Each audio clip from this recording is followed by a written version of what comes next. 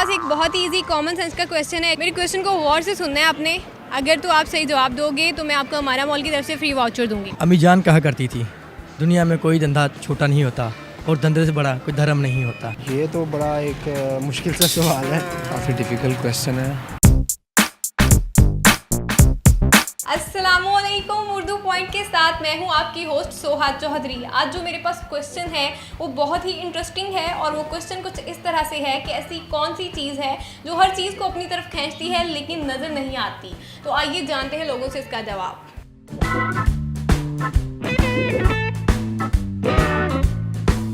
मेरे पास बहुत ही आसान सा क्वेश्चन है और क्वेश्चन कुछ इस तरह से है, ऐसी कौन सी चीज़ है जो हर चीज़ को अपनी तरफ खींचती है लेकिन नज़र नहीं आती। जो हर चीज़ को खींचती है, हर चीज़ को अपनी तरफ खींचती है लेकिन नज़र नहीं आती। नज़र नहीं आती। ऐसी कौन सी चीज़ है जो हर चीज़ को अपनी तरफ खींचती है और नज़र नहीं आती। और अपनी तरफ नहीं आती, अपनी तरफ नहीं आती। जो अपनी तरफ खींचती है और नज़र नहीं आती। को अपनी तरफ खींचती है और नज़र नहीं आती। ऐसी कौन सी चीज़ है जो अपनी तरफ खींचती है लेकिन नज़र नहीं आती। रिपीट करना थोड़ा सा। ये बताइएगा कि ऐसी कौन सी चीज़ है जो हर चीज़ को अपनी तरफ खींचती है लेकिन नज़र नहीं आती।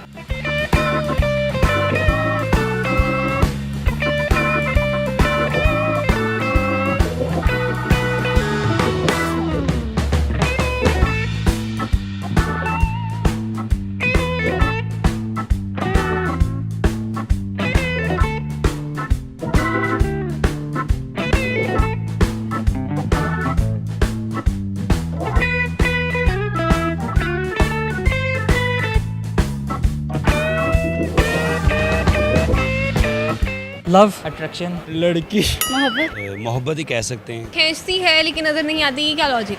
मतलब अट्रैक्शन एक कशिश है, मतलब कि जो चीज़ों को खींची तो है लेकिन उसके अंदर जो अट्रैक्शन का एलिमेंट है वो नज़र नहीं आता। लोगों को नज़र ही नहीं आती। वजाहत करें इसकी। कि माँ की मोहब्बत हो सकती है, भाई बहनों की होती है।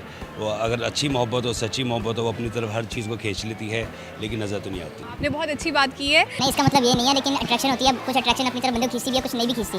बात बंदे का दिल भी। किस टाइप की अट्रैक्शन की बात कर रहे हैं? दो टाइप की अट्रैक्शन होती है। एक अट्रैक्शन वो होती है जिसमें एक चीज़ खींची चली जाती है। एक अट्रैक्शन होती है जिसमें मतलब मजबूरन के तहत एक चीज़ नहीं भी खींची जाती। और कुछ गेस करें। की है जी तू ज़्यादा चीटिंग नहीं करनी। अच्छा। गेस कर दे, जैसे लव गेस किया। कोई जादू की चीज़ होगी कोई। मैग्नेट। मैग्नेट नज़र नहीं आता। नहीं, एक मिनट है। मैग्नेट खुद नज़र आता है लेकिन खींचता तो है। नहीं, खूबसूरती। डर, हवा है, हवा, ज़मीन है। और नज़र नहीं आती, हर हवा भी हो सकती है। अपनी तरफ खींचती है वो आपको अपनी तरफ खींचती है। आप जहाँ वो जाती है आप चले जाते हैं। इस पर चलते हैं, हमें नज़र तो आती है, अलबत्ता ये है ऐसी चीज़ जो हमें नज़र भी नहीं आती और नज़र भी आती है। एक ऐसी चीज़ है आसमान है।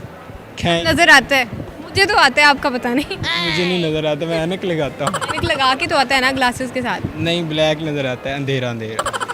मुझे क्या, ये मेरे क्वेश्चन में फॉल्ट नहीं है, ये आपकी आई साइड में फॉल्ट है। इसके अलावा कोई और गेस करें। मेरे ख्याल में वो नज़र ही है। आंखें। वो अपनी तरफ कैसे खींचती है? आपकी नजर तो ऐसे देख रही है ना, फॉलो कर रही है। की आईज नजर आ रही है मुझे, आ रही है। तो नजर नहीं आती। और कोई भी गेस कर दें। हाँ, क्या देख रहे हैं? नहीं, क्या क्या हो सकता है बताओ। नहीं कोई आइडिया नहीं जी। सेम में नहीं आ रहा। सही करेक्ट आंसर नहीं आता। No idea. सॉरी, नहीं, इसका आंसर नहीं मिला। कोई और क्वेश्चन कर ले। मैं आपको हिंट दे देती हूँ। ठीक है। इस टाइम भी जो है आप उसी चीज़ की वजह से यहाँ मौजूद हैं। कशले शकल है कैसे इसे कहते हैं? जी, थोड़ा सा सही करके बोले। सही बोल रहे हैं आप। ज़मीन की कशिश। कशिश ज़मीन में होती है जो अपनी तरफ खींचती है, जो भी चीज़ होती है उसे अपनी तरफ खींचती है। अब बड़ी जल्दी आंसर आ गया। यस। जी बिल्कुल, ये कशिश शकल की बात करें, यानी कि ग्रेविटी फोर्स की, जो हर चीज़ को अपनी तरफ खींचती है लेकिन नज़र नहीं आती। इन्होंने बिल्कुल सही जवाब दिया है। अपने लिए क्लैपिंग करें। आपका क्वेश्चन ही ऐसा है, मैं क्या गेस्ट करूँ? कंफ्यूज हो गया हूँ। क्या मैं बताऊँ आपको इसका जवाब? क्या? अब इतना मासूम मुंह बना के सोच रहे हैं, चले मैं बता देती हूँ। आंसर है ग्रेविटी। तो ये तो आसमान में जाके मिलेगी, ज़मीन पे कहाँ है ग्रेविटी? ग्रेविटी, हाँ ठीक है। बिल्कुल सही कहा आपने। ये मैग्नेट का हिस्सा है। ग्रेविटी। आप सच्चे हैं। गिफ्ट दे रही है फिर कोई? गिफ्ट नहीं है। फिर गिफ्ट पूछा, चलें ठीक है। आपको गिफ्ट चाहिए, मैं आपको यहाँ से कुछ ले दूँ? हाँ ज़रूर। ये बताइएगा कि वो कौन सा ऐसा जानवर है जो कभी नहीं मरता। ये तो बड़ा एक मुश्किल सा सवाल है, काफ़ी डिफ़िकल्ट क्वेश्चन है। कौन सा ऐसा जानदार है जो कभी नहीं मरता? कभी नहीं मरता? जानदार है। कौन सा जानदार है जो कभी नहीं मरता? कभी भी नहीं मरता। कौन सा ऐसा जानदार है जो कभी नहीं मरता? सोचना पड़ेगा कुछ। सोचना पड़ेगा इस बारे में। सोचे।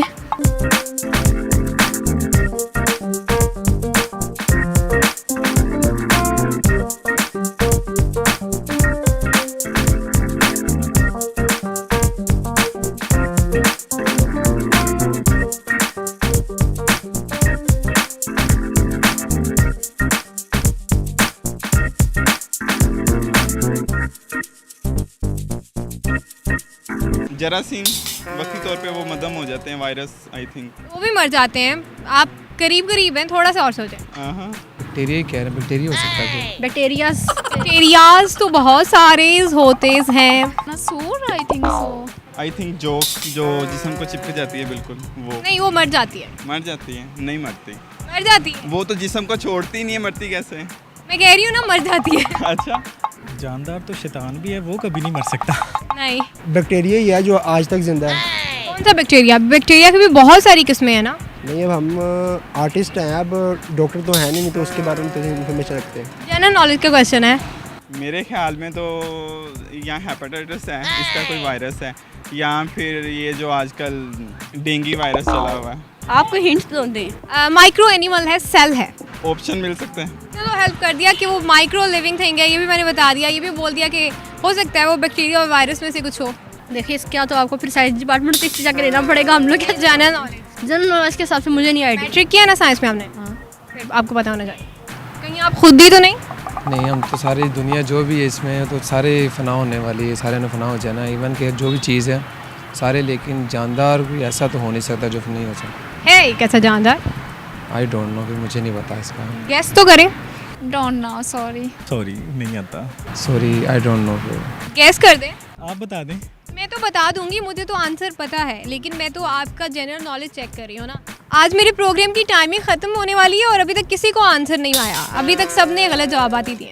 मुझे तो जब भी कोई मुश्किल आती है तो मैं अंकल गूगल से पूछता हूँ, वही मेरा मसले का हल बता देते हैं। मेरा ख्याल है कि अमीबा वो जानवर है जो कभी नहीं मरता। क्योंकि अमीबा क्या है? एक माइक्रो एनिमल सेल है और माइक्रो ऑर्गेनिज्म है और ये रेप्लिकेट होता है लेकिन मरता नहीं है। हाँ, बिल्कुल सही जवाब दिया है और ये हमारे प्रोग्राम की पहली विनर है। अपने लिए क्लैपिंग करो मायरा। आपको पता है कॉमन सेंस किन लोगों में होती है?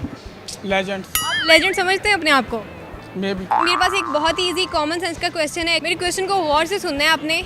अगर तो आप सही जवाब दोगे तो मैं आपको हमारा मॉल की तरफ से फ्री वाउचर दूंगी। और क्वेश्चन कुछ इस तरह से है कि माँ का नाम है 56, बेटे का नाम है 46 और बेटी का नाम है 36, तो बाप का नाम क्या होगा? माँ का नाम क्या? माँ का नाम है 50, 56, 46 और 36। बाप का नाम क्या होगा? क्वेश्चन के अंदर इसका जवाब है, गौर से सोचें। Can you repeat? रिपीट करेंगे आपको? माँ का नाम है 56, बेटे का नाम है 46 और बेटी का नाम है 36, तो बाप का नाम क्या होगा?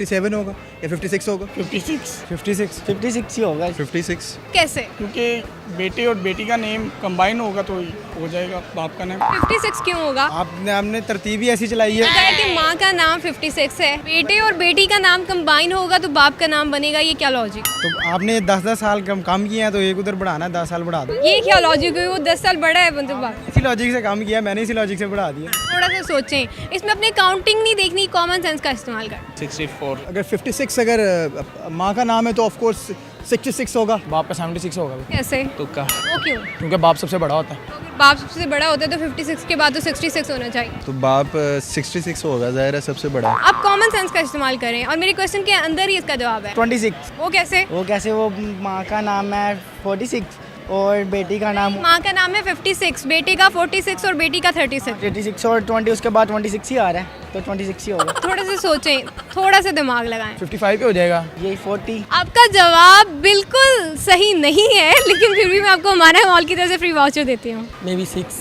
तो बाप का नाम फिर 6 होगा। कैसे? अगर हम 6 को देखा जाए तो नॉर्मली जो हमारी फैमिलीज़ में जो एंड नेम होता है, एंडिंग नेम, वो फादर का नेम आता है। तो अगर हम इनको जस्ट नेम्स देखें तो फिर बाप का नाम 6 होगा। क्योंकि फादर पहले फैमिली में जो आते हैं 6 फादर ही आएंगे, 6, 46, 56 एंड वो फादर का 6 ही आएगा। बिल्कुल सही जवाब दिया है हमारा मॉल की तरफ से, आपके लिए फ्री वाउचर। बिल्कुल सही जवाब दिया है इन्होंने, बाप का नाम 6 होगा क्योंकि माँ, बेटा और बेटी के नाम के एंड पे 6 लग रहा है।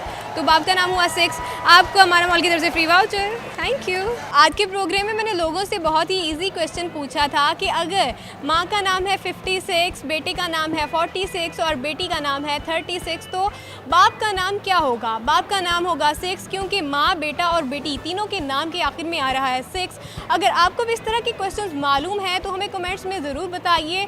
मैं आपका नाम मेंशन करके प्रोग्राम में पूछूंगी। फिलहाल के लिए मुझे दे इजाज़त। अपना ख्याल रखें। अल्लाह हाफिज़। अपने क्वेश्चन का तो सही जवाब दिया है, अब आप मुझे कुछ भी सुनाएं तो फिर मैं आपको हमारा मॉल की तरफ से फ्री वाउचर दूँगी। अम्मी जान कहा करती थी, दुनिया में कोई धंधा छोटा नहीं होता और धंधे से बड़ा कोई धर्म नहीं होता। हमारे मॉल की तरफ से आपके लिए फ्री वाउचर।